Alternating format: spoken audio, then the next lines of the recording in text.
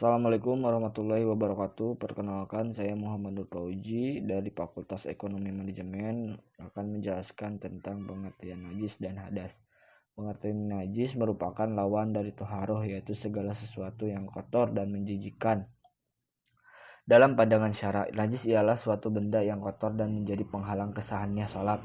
Sholat tidak akan sah jika tubuh, pakaian, atau tempat orang-orang mengerjakan sholat itu terkena najis, seperti bangkai, tulang, rambut bangkai, kecuali bangkai manusia, ikan, dan belalang. Najis juga dapat diartikan sebagai suatu kotoran yang harus dibersihkan oleh orang muslim dan mengharuskannya untuk mencuci segala sesuatu yang dikenainya. Allah Subhanahu wa taala berfirman dalam Quran surat Al-Mudatsir ayat 74, dan pakaianmu bersihkanlah. Yang kedua yaitu hadas. Secara bahasa, hadas dalam bahasa Arab berarti sesuatu yang baru. Maksudnya sesuatu yang sebelumnya tidak ada kemudian menjadi ada. Sedangkan secara istilah, hadas adalah keadaan yang tidak suci pada seseorang yang telah baligh atau dan berakal sehat. Timbul karena datangnya sesuatu yang ditetapkan oleh hukum syara sebagai yang membatalkan keadaan suci. Hadas juga dapat diartikan sebagai suatu keadaan badan yang tidak suci atau kotor dan dapat dihilangkan dengan cara-cara tertentu seperti wudhu, tayamum, dan mandi wajib. Dan selanjutnya yaitu macam-macam najis. Darah yang mengalir. Darah yang mengalir yakni darah yang mengucur deras, misal darah yang mengalir dari hewan yang disembelih, kecuali jika hanya dalam kadar sangat sedikit, misal terciprat, maka darah cipratan tersebut tergolong najis yang dimakfu atau ditolerir. Mengenai darah yang tidak mengalir, para ulama berfatwa sebagai berikut. Ibnu Mujallad suatu hari ditanya mengenai darah yang terdapat di tempat penyembelihan kambing atau darah yang ada di bagian atas periuk penggodokan. Ia menjawab, tidak apa-apa, dimakfu karena yang dinajiskan adalah darah yang mengalir. Hal ini diperkuat lagi dengan hadis riwayat Darawi Aisyah. Ia berkata bahwa kami makan daging sementara darah menggaris membekas dalam bentuk garis-garis di atas periuk.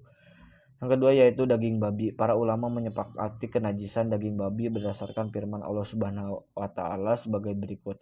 Katakanlah, tidak kujumpai di dalam wahyu yang disampaikan kepadaku makanan yang diharamkan kecuali bangkai atau darah yang mengalir atau daging babi karena itu najis. Quran surat Al-An'am 145.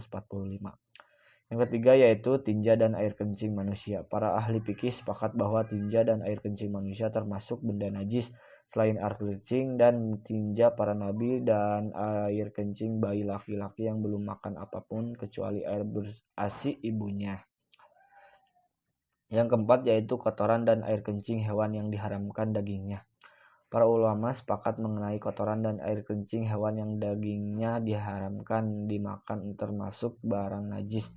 Merujuk pada hadis narasi Ibnu Mas'ud, ia bercerita bahwa Nabi SAW pergi ke Kakus, lalu beliau menyuruhku membawakan 3 buah butir batu pada beliau. Aku hanya menemukan 2 butir batu saja dan tidak memperoleh yang ketiga. Akhirnya aku ambil kotoran hewan, lalu aku menyerahkan kepada beliau. Nabi SAW hanya mengambil 2 butir batu saja dan melemparkan kotoran tersebut seraya berkata, sungguhnya ia najis.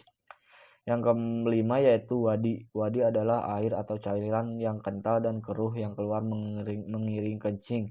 Para ulama bersepakat benda wadi hukumnya najis. Aisyah mengatakan wadi yang keluar setelah kencing harus dicuci bersih, baik keluar dari laki-laki maupun perempuan. Kemudian ia cukup berwudu dan tidak perlu mandi wajib. Yang keenam yaitu maji. Maji adalah air yang berwarna putih, lembut, dan lengket yang keluar dari kemaluan ketika bercumbu atau ketika menghayal dan berhasrat melakukan hubungan seksual. Dan terkadang keluarnya tidak terasa. Maji dapat keluar baik laki-laki maupun perempuan, namun lebih banyak pada perempuan. Sekian dari saya. Mohon maaf bila ada kesalahan kata. Wassalamualaikum warahmatullahi wabarakatuh.